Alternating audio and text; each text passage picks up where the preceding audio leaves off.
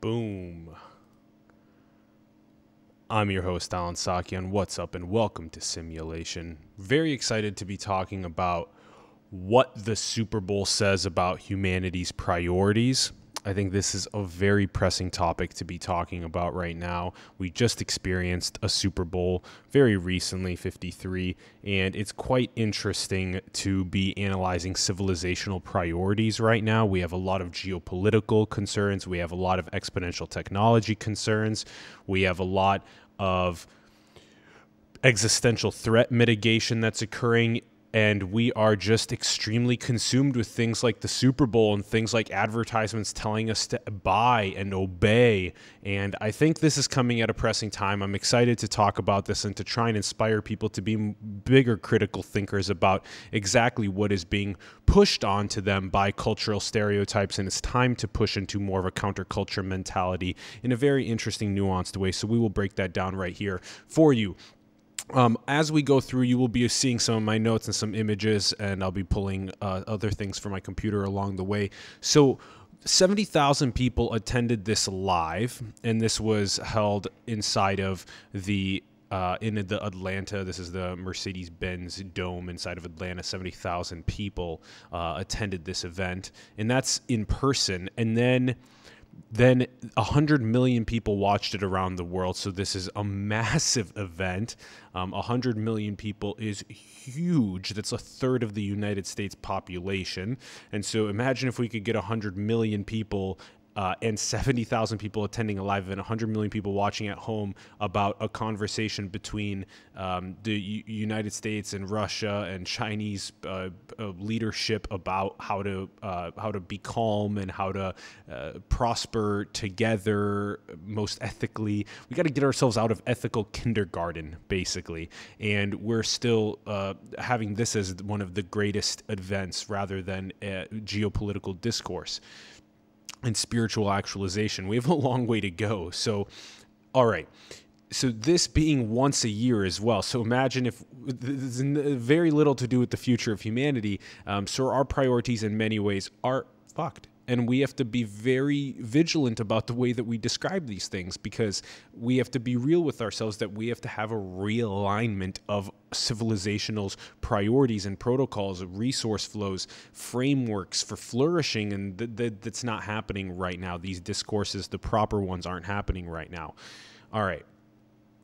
Now, I want to have some nuance here, because I think this is really important to highlight that, playing sports at high levels is actually very cool. It's cool because, I played sports basically my entire life, and a lot of my close friends played sports their entire life.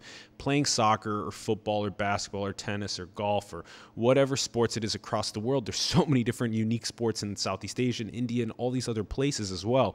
And what they do is they teach you a lot. Volleyball, even tennis. There's so many sports. And so what you can find out for men and women, ice skating, all this kind of stuff. And what you can figure out is that there's individual sports, there's team sports. But what happens is you learn how to do things like you learn hard work, you learn strategy, you learn different algorithms for the game, you learn the rules, you learn how to maximize your effectiveness and your creative potential on the field. You become a peak performer. You have to hustle and work really hard in training so you can perform well on the field. These are all really important things to realize about sports. And I think it's very quick that people dismiss sports that are highly intellectual, but I think there's got to be a better synergy between the athletics and the Hollywood scene and entertainers and whatnot with scientists, engineers, entrepreneurs, politicians, and there's got to be a better synergy between those two things, a better balance, and we got to figure that out together.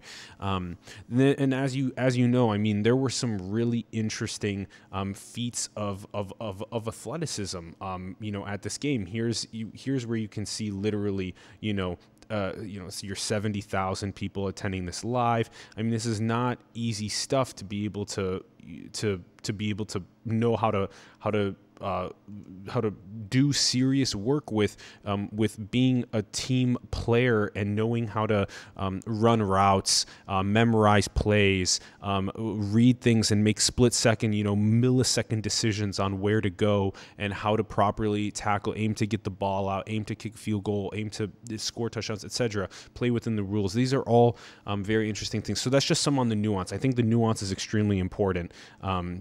This is not a binary topic. So now I want to explain that, these sports stadiums, as you saw here earlier, they're empty 90% of the time. And I talked about this in the TED Talk that I gave, TEDx Talk in San Francisco, that these stadiums being empty 90% of the time, sports stadiums around the world, being empty 90% of the time means that we can fill it with curious intellectuals the rest of the time. We can fill it with, they're already being filled part-time with musicians, a very, very small percentage of time, but artists, scientists, have debates, and we can have these large-scale intellectual discourses. We just have to train adults and kids to care more about having these discourses and being more of a creative mindset, wanting to build that out. We also need the proper resource flows and frameworks to enable people to want to pursue creativity at more able degrees, because right now we're so caught up in working 8 to 16 hours a day on things that we don't even love that it's so difficult for us to come back home and be able to basically sleep and do some entertaining stuff. But it's so hard to be able to actually go and spend time thinking and learning and creating. So that's a completely huge transition that we need. And, we do see some of this. I want to share some of it here. We see some of it here with organizations like Intelligence Squared Debates. We like them a lot.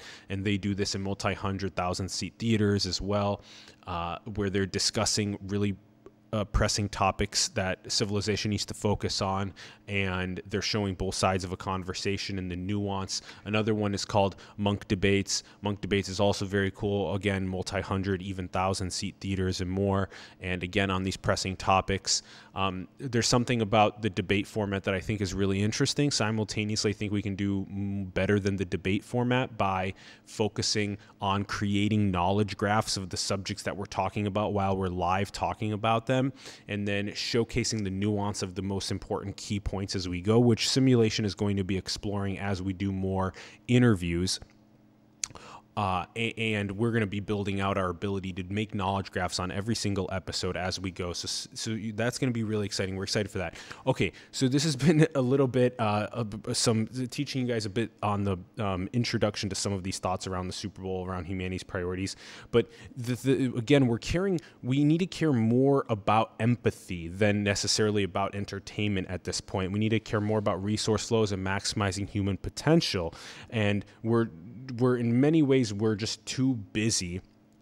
We're too busy to have this nuanced discourse. We talked about it earlier a little bit, and there's too much noise going on in civilization that's making it difficult for us to focus on the signal and have this discourse. So Hollywood and the entertainment industry needs to step forward and say, hey, we're going to propel geopolitical, nuanced, spiritual discourse, and less so on the more distracting and numbing and just noisy side of things. We need to advance past ethical kindergarten and realize what's truly important to us.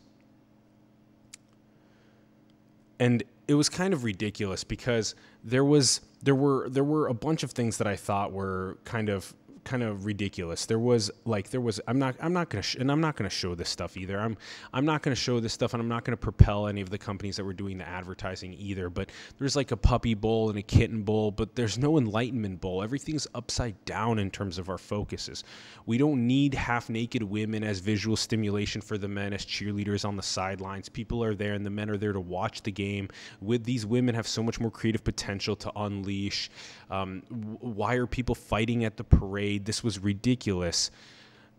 It's right here. It's a little bit upsetting to see stuff like this. And, these are people, fighting at the parade, and it's upsetting that, why are they fighting at the parade? And why are there people, with their phones out? And like, this signals so much about civilization that we're just sitting here with our phones out, videotaping these people that are fighting against each other, that are for some reason mad. Maybe they're intoxicated. These are things that are, again, they're just upsetting. And we have so much more potential than to be doing things like that. And we have to learn how to help each other, figure out how to help each other, figure out what we can do, how we can help respect each other, and focus on the big picture on things, and not these quarrels over weird subjects like whatever they were arguing about. And again, we have a lot of progress to make it past ethical kindergarten in many ways as a civilization. So this is also kind of ridiculous. For those that don't know, they make the T-shirts and the hats and all this other merchandise pre-made for both the Patriots and the Rams, the two teams that were playing in the Super Bowl. And this gear the winning team keeps the gear, obviously, because they won, that says championship, and the losing team, the gear that says the losing team's name with the words championship, champions and stuff on it, gets shipped to places in the world where they need clothes. And because we make it all ahead of time, and here's some of the gear for the Rams, for the Rams championship shirt, which, you can purchase, but like doesn't make sense because they didn't win, right? And this was all already pre-made, and now it's being distributed out around the world. Other people that need it. It's kind of, I guess it provides shirts and hats and stuff to people, but it's also kind of ridiculous. Like, all right. Now let's get to the advertising. Obviously, this is a pressing aspect of what is so crucial to discuss about this, because everything in the advertisements was about buying and obeying, selling you shit you don't need, paying $5 million for 30 seconds, and nothing about unity, nothing about how to prosper together, nothing about society's pressing issues and topics. Hiring millions of dollars in actors are spent. None of them said fuck that, according to what I've seen so far. Did anyone turn it down? If you guys know of people that turned it down, I'd love for them to step up and make a Unity commercial. I'd love for them to step up and say, hey, I declined being a part in like Pepsi's or Pizza Hut's or whatever commercial, and I stepped away from that because I don't want to be part of that. I don't care if they offer me $1 million. And we have to keep that ethos of simulation as well, that we're not just going to start branding our stuff with Coca-Cola or whatever because they come and offer us $1 million, or McDonald's. We have to be very vigilant about that, and so do you. This is why a lot of our politics around the world get corrupted, because lobbyists come in with big dollars and they say vote this way, and you can't get corrupted. You have to keep your ethics and your principles grounded, and that is such a hard thing to be able to do. And so we have to carry that ethos with us and make sure that millennials and Gen Z and further carry that style of an ethos away from the greed and corruption and more towards a first principle ethical consideration on things. So I'd love to see, again, none of these commercials had anything to do with Unity, and so many millions of dollars were paid in acting as well for top name actors. So again, Pepsi was hiring millions of dollars in actors to promote their sugar drink. Bubbly was selling their beverage. Colgate was selling you their toothpaste. Planters, this is ridiculous. They kicked kale chips out of the way. So nope to your kale chips. Here's nuts instead. And it was, A-Rod and Charlie Sheen, and Doritos had a commercial with their hot brand with Chance the Rapper and Backstreet Boys. Again, millions of dollars. Why didn't any of these people step up and say, no, I don't want your money. I want to make a commercial about unity. These guys are already multimillionaires. They can band together and make a great commercial about unity. Why is no one that we know working on that project yet? Why can't we get Hollywood to spend $5 million? That's $500,000 times 10 actors and our actresses, and then they can just band together and put together that Unity commercial. We can make that happen. We can make that happen and have a call to action on the Unity platform where people can enter in their message. They can make communities around how to act locally and think globally. We can do this. This is a pressing issue to get out of ethical kindergarten. So this was also kind of ridiculous. Bud Light was basically shitting on Miller Lite and Coors Light, saying that they have corn syrup. But again, they're all promoting drinking and these brands of drinking. And I mean, you can probably say with a decent degree of confidence that the guys that were fighting at the parade were probably somewhat intoxicated. Like, we have to graduate. We have to grow up. We have to teach our kids how to grow up. We have to teach our kids about the priorities of unity and the priorities of building things of value into the world, and spiritual actualization and geopolitical leadership and collaboration. Jeep was selling you their car strength, and then at the end they were saying, you want more. Mercedes-Benz A-Class was saying, if only everything happened the way you wanted it. And this was an interesting point. Maybe one of the better ads of the Super Bowl was Audi saying that they were going to transition to a third of their cars to electric vehicles by 2025. I hope so. But again, they had this stupid scene with someone choking on something in a cubicle during it as well. And cubicles are a major form of people not feeling actualized, not feeling respected in many ways.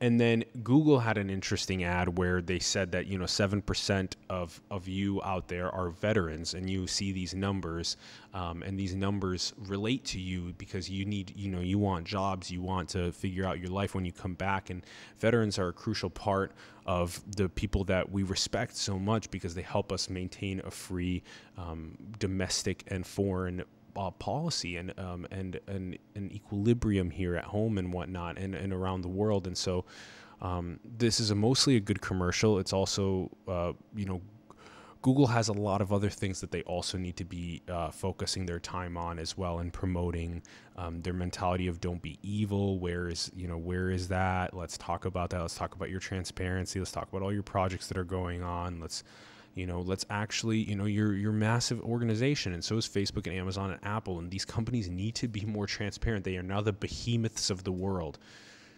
Humanity's priorities are whack, and we were able to see this at the Super Bowl. Walmart, order groceries online, pick them up for free, other commercials that sold pizza, frozen dinner, cell phones, and other shit.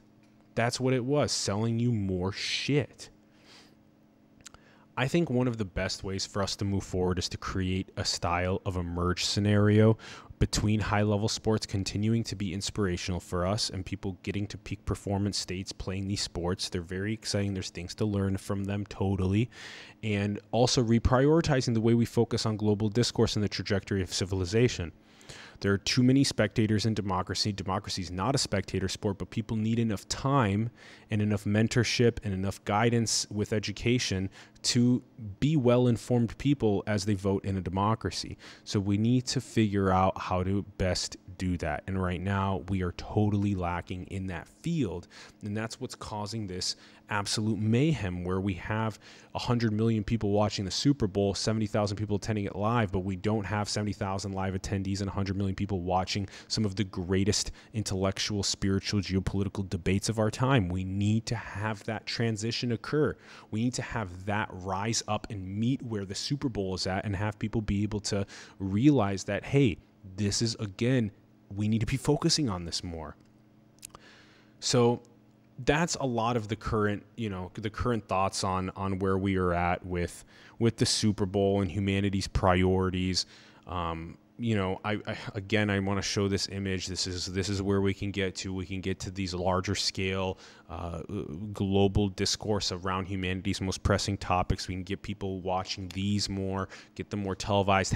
Imagine if we had these, 16 teams or 32 teams, just like an NBA or an NFL or MLB, etc.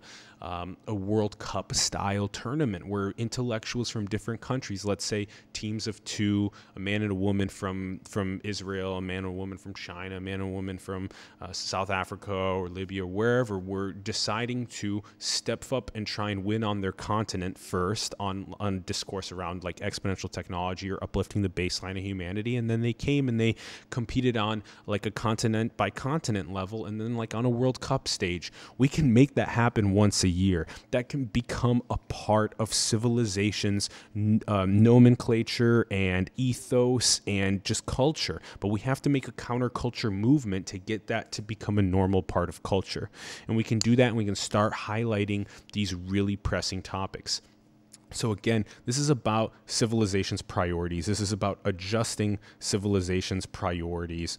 And we can totally do this, but again, it's just going to require the right counterculture movement. And you join us. This is how we do it, everyone. You know, we don't do this by sitting here and just talking about it. The show is about action. You know, this show is all about action. We not only feature people at the cutting edge of knowledge, but then we help you get going. We connect people, we build communities, we get going locally, and then we think globally on how to impact, you know, a couple people in our neighborhood, then a couple people around our city, then around our state, nationally, and around the world. And we got to keep building things of value into the world like that and keep working together to get there. So get talking to your other friends about this kind of stuff. Think critically about the state of humanity. What was the Super Bowl like? Well, why don't we have that at these bigger stages talking about humanity's most pressing issues? Why don't we have a World Cup style for intellectual discourse around the world? Let's make that happen. Simulation will propel that, but we need your help too from around the world. So let's make that happen, everyone. And don't necessarily just look at the way that you see ads and see how they're trying to get you to obey and buy. You know, put on these glasses that show you the truth. You know, when you look at these advertisements for certain things, you know, someone's trying to sell you something, right? And when you put on your eyes, these true glasses, and you look at it and you realize, oh my gosh, they're actually just trying to sell me crap. They're just trying to tell me to obey. They're just trying to tell me to buy what I don't need. You got to be critically thinking like that when you watch these advertisements. They're not there propelling unity and global discourse. They're there trying to sell you things that you don't actually need. Like, we really, really, really got to have better discourse about that, as well as just better critical thought about that. So much love, everyone. Let's propel more of these conversations around the world about critical thought around humanity's most pressing concerns and getting people on these bigger stages. And, you know, like I said, we're not completely ragging and tearing down sports. We had a very nuanced conversation about that. So they have their place. Hollywood has their place, but there needs to be a greater synergy with scientists, politicians, and engineers around the world with them. So let's make that happen. Let's start the counterculture movement and propel it forward. Thanks, everyone, for tuning in. We greatly appreciate it. This has been What the Super Bowl Says About Humanity's Priorities. We greatly appreciate it. I'm your host, Alan Sakian. This is Simulation. If you guys had a good time, give us your thoughts in the comments below. Join the community chat as well. We'd love to hear from you. And again, go and talk to other people about this. Support the artists and entrepreneurs in your local communities that you believe in and around the world that you believe in. Support them. Please support them. Help them scale. Help them increase their impact. You can join Simulation below, the links below as well. Help us scale our impact. And much love, everyone, and we will see you soon. Peace.